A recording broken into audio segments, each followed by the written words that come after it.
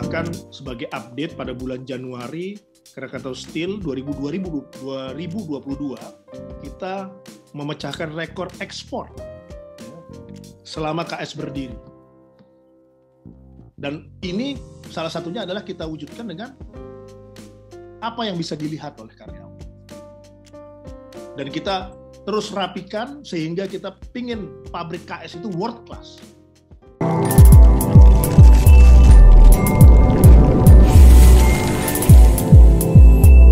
Assalamualaikum warahmatullahi wabarakatuh. Waalaikumsalam. Salam sehat dan sejahtera untuk kita semuanya. Pada pagi hari ini kita masuk dalam proses penjurian anugerah BUMN 2022 tahun ke-11. Dan saya Esa Sutarto, biasa dipanggil Toto saja, untuk proses presentasi dan diskusi.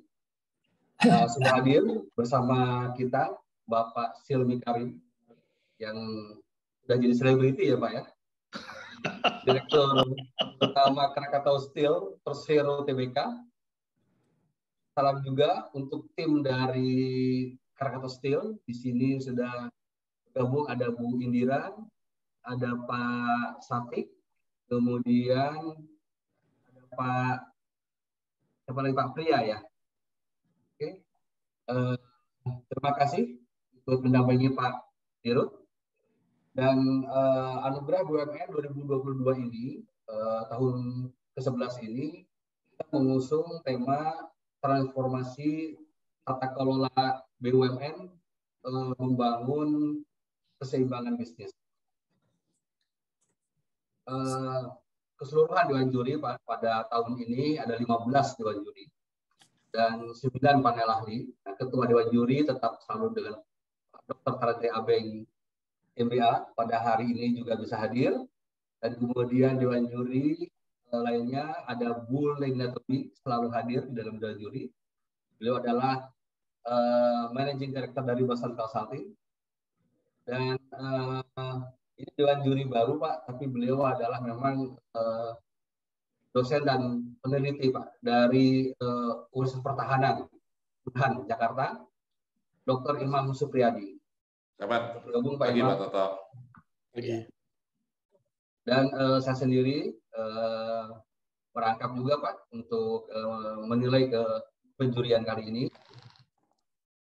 Prestasi untuk kali ini Pak berlangsung 15 menit, kemudian nanti kita pendalaman diskusi 30 menit. Apa yang mungkin nanti Pak Silmi, karena waktu 15 menit, luar biasa kalau lihat perjalanannya, jadi secara kinerja korporasi. Saya kira karena 2 tahun terakhir ya, bisa Pak kan dari tahun 2020 pencapaian sampai 2021, ya kan. Kemudian di samping itu juga kita juga ingin melihat dari sisi leadership-nya Pak Silmi, yang Pak Tantri 2 tahun lalu Pak ya, waktu itu belum menyampaikan laba ya, waktu karena masih laporan tahun 2019, tahun pertama Pak Silmi, tapi sudah luar biasa diapresiasi oleh Pak Tantri gitu, secara CEO-nya Pak ya. Nah, tahun kali ini saya kira secara korporasi dan CEO-nya suatu yang sudah menjadi sangat luar biasa. Waktu kami persilakan dengan Pak Silmi. Baik, Bismillahirrahmanirrahim. Assalamualaikum warahmatullahi wabarakatuh. Selamat pagi, salam sejahtera bagi kita semua.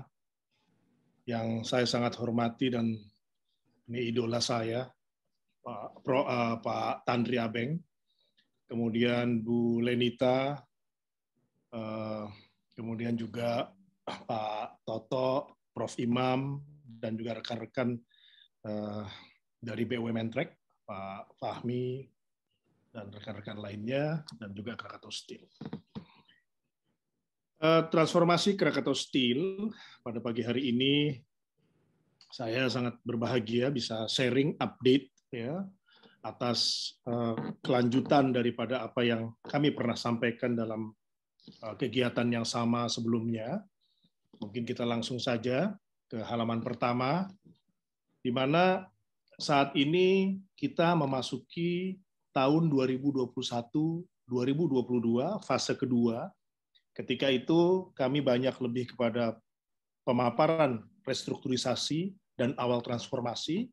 Saat ini kita memasuki tahap kedua, pembentukan KS Holdingco, kemudian persiapan melakukan perluasan maupun memperkuat posisi di pasar. Jadi sampai hari ini PT KS telah berhasil melakukan langkah kritis transformasi dalam membuka nilai bagi perusahaan, karena kita bicaranya bagaimana kita meningkatkan value perusahaan. Next. Yang pertama yang saya bisa update adalah strategi pertumbuhan dan survival. Pada tahun 2021 itu kurang lebih sekitar 1 triliun, ya.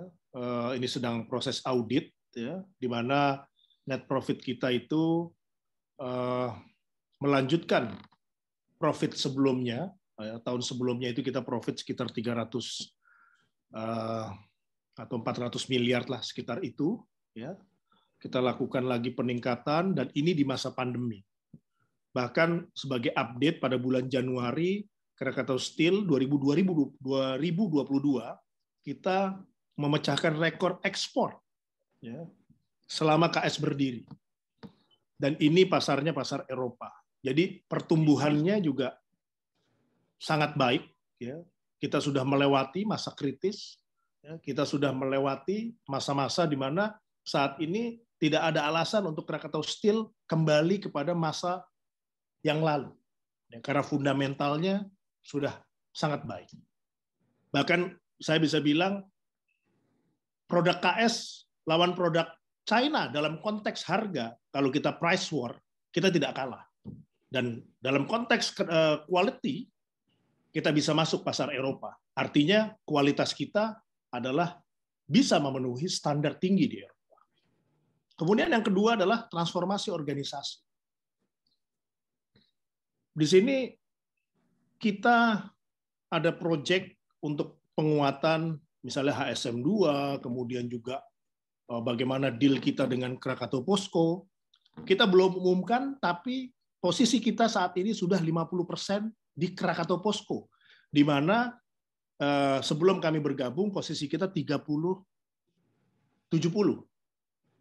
Jadi kita menaikkan saham 50% di Krakatau Posko. Dan sebagai update, deal ini adalah deal yang sangat baik, karena tahun ini Krakatau Posko diproyeksi akan membukukan net profit $400 juta. Sehingga kontribusi Krakatau Posko kepada Krakatau Steel di 2022, karena kita memiliki 50%, kita bisa mencatat sekitar $200 juta. Walaupun ini equity method, ya, karena pengendalinya ada di Posko, tetapi paling tidak di sini kita bisa ikut serta dalam menikmati kemajuan Posko, dan ini juga merupakan bagian dari strategi KS dan strategi kita dalam menyiapkan baja untuk otomotif. Yang ketiga adalah pengembangan talenta budaya. Bagaimana kita bisa melakukan proses peningkatan efektivitas dari kita menghitung 40 karyawan per ton menjadi 50. Nanti ada penjelasannya. Terus kemudian kita juga bisa sudah melakukan keterampilan manajemen, ya, kepada lebih dari 1.000 talenta kita. Kemudian peningkatan posisi BOD-1 wanita dari 5% ke 20%. Dan ini bukan dalam konteks hanya sekedar retorika, tetapi kita memang memberikan kesempatan dan juga kita dorong yang muda-muda juga, ya, sehingga proses di Krakatau Steel sendiri dalam konteks talenta ini juga menjadi sangat baik dan siap untuk ke depan. Dalam hal inovasi dan teknologi, transformasi digital, ini salah satu backbone kita. Terus kemudian hal-hal yang sifatnya menyangkut bukan hanya produk, tetapi juga dalam hal kita memperbaiki bisnis proses dan bisnis model, ya, dalam hal mengoptimalkan juga profitability dan juga penetrasi ke pasar. Dan tentunya karena kita sudah mulai untung, tanggung jawab sosial kita juga kita mulai jalankan dengan baik, ya, dan tetap menjunjung tinggi kaitan dengan good corporate governance. Next. Dari gambar ini bisa terlihat penjualan konsolidasi Krakatau Steel 32 triliun. Naik 70% dibandingkan tahun lalu. Jadi 2021 versus 2020, 2021 naik 70% penjualan Krakatau Steel. Kemudian EBITDA itu 2,1 triliun, ya, meningkat 2 kali lipat dari tahun sebelumnya. Kemudian kita sudah membayar hutang 3,3 triliun. Dan akhir tahun ini posisi hutang KS akan turun sekitar kurang lebih 7 triliun lagi, ya, karena kita akan membayar di bulan September 524 juta US dollar. Dan itu kita sudah siapkan, walaupun belum semua, tetapi udah ada udah kelihatan lah bayarnya dari mana. Nah, kemudian kalau kita lihat di grafik sebelah kiri kaitan dengan laba bersih, bisa terlihat di sini bagaimana kenaikan tren setelah 8 tahun berturut-turut rugi, itu 2 tahun berturut-turut untung.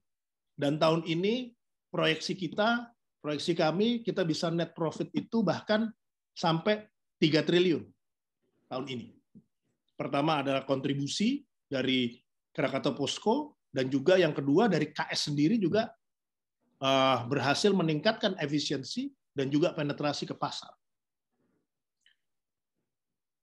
Next. Ini update bagaimana kami di Krakatau Steel, ya, menurunkan biaya, efisiensi, sehingga apa yang saya sampaikan, bersaing dengan China pun kita siap. Tentu bersaing secara fair, ya. Kalau menyelundup itu kan di luar tataran kami selaku pelaku bisnis. Tetapi bila bersaing dengan secara fair, kita bisa. Dari penurunan biaya energi 50%, ya, padahal kuantitinya tentunya di sini maksud kami adalah kita berhasil menurunkan biaya energi 50%, kemudian juga penurunan biaya utility 37%, kemudian biaya tenaga kerja 36%, biaya marketing, biaya spare parts, ya, ini yang menarik, produksinya bertambah tetapi spare parts-nya malah turun gitu ya. Biasanya kan itu haus ya kalau dipakai terus karena mekanik. Terus kemudian secara operating expenses itu menurun 47%. Variable cost-nya di sini kalau untuk mengukur bagaimana kita melakukan efisiensi, ini bisa terlihat turun 42%. Ini adalah sebagai ukuran bagaimana dulu bertahun-tahun itu rugi, ya, dan sekarang kita bisa buktikan ini untung, profitable, dan memiliki masa depan. Next. Ini saya kasih gambar sedikit aja untuk memperlihatkan bagaimana kondisi pabrik zaman dulu, zaman sekarang. Sekarang cerah, membawa satu semangat baru, dan sekarang pun di dalamnya pun putih gitu ya. Kalau dulu hijau gelap gitu, sekarang putih bersih, karena kita juga berkewajiban untuk memberikan suasana kerja yang nyaman kepada karyawan. Dan ini salah satunya adalah kita wujudkan dengan apa yang bisa dilihat oleh karyawan. Dan kita terus rapikan sehingga kita pingin pabrik KS itu world class. Dan di sebelah kiri adalah pencapaian-pencapaian, ya, kayak misalnya produk kita, salah satu produk andalan kita adalah HR, hot roll coil, itu meningkat 30% menjadi 2,13 juta ton, ini rekor sepanjang masa. Produksi CR juga 617.000 ton, rekor sepanjang masa juga. Produksi, kalau ini nggak terlalu ini, tapi oke lah, 340.000 ton, ya. Dan juga kita meningkat daripada shipment sekitar 2 juta ton. Next. Waktu 5 menit lagi, Pak. Nah, betul, masih. Di sini kami juga mewujudkan cikal bakal daripada baja otomotif. Jadi HSM 2 itu bisa proyek ini berbeda dengan proyek yang sempat ramai itu, blast furnace. Pabrik ini adalah pabrik dengan teknologi Jerman, ya. Kita bisa selesaikan dengan sangat baik, diresmikan oleh Bapak Jokowi, bahkan Ibu Puan juga bisa join, bisa hadir, ya. Dan ini bisa meningkatkan market share domestik sampai 60% dengan adanya investasi ini. Kapasitasnya 1,5 juta ton, ya. Dan yang menarik adalah yield-nya 97%.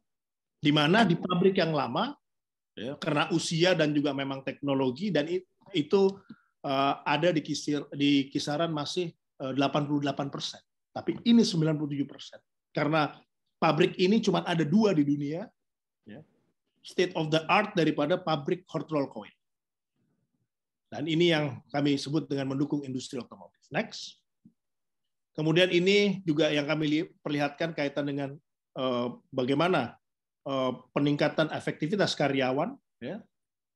Dari semula 36 per ton, sekarang sudah 58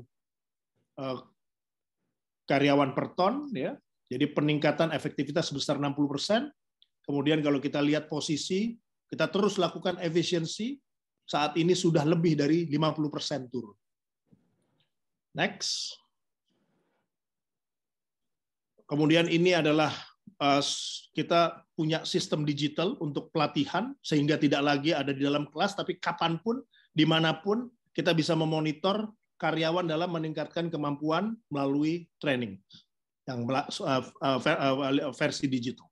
Next. Dan ini adalah transformasi digital yang kita lakukan dari untuk proses pengambilan keputusan, kemudian juga sales kita sudah dilengkapi dengan device, kemudian kita bisa ada pelatihan platform digital yang tadi kami sampaikan, sampai kemudian tools untuk forecasting. Bahkan kita juga sudah masuk kepada platform digital untuk transaksi yang kita launching beberapa bulan yang lalu. Next. Ini adalah strategi hilirisasi, ya, dalam rangka penetrasi ke pasar dan memastikan kita bertarung dengan produk impor, di mana ini kita mengandalkan yang namanya sharing economy. Jadi kita tidak miliki pabriknya, tetapi kita kontrol, kita lakukan peningkatan utilisasi daripada pabrik-pabrik yang idle, ya, di mana itu adalah pelanggan KS. Jadi sebagai pelanggan mereka tidak terasa disaingi, tetapi malah bisa semakin efisien. Kita bimbing untuk supaya menghasilkan produk yang lebih baik, dan itu lebih efisien. Jadi win-win. Jadi kita ada sekitar 16 produk hilir yang kita luncurkan, ya. Next. Dan untuk GCG kita konsisten, ya, di 89, ya. Ini adalah skor yang cukup baik, ya. Kemudian juga kita aktivitas sosial kita bukan hanya dalam konteks bantuan, tetapi juga kita juga masuk saat ini pembinaan dalam rangka supporting industri. Bahkan ini baju yang kami pakai adalah batik khas Cilegon, yang mana ini juga bagian daripada kita dalam membina lingkungan agar bisa tercipta satu lingkungan yang kondusif, ya. Mereka bisa lebih sejahtera, mengurangi pengangguran, tidak hanya bisa bergabung di KS, tetapi kita sediakan juga yang tidak related to our business ataupun yang related to our business untuk memberikan alternatif kepada lingkungan untuk bisa berpartisipasi dalam perkembangan ekonomi. Next. Demikian paparan yang kami sampaikan pada pagi hari ini.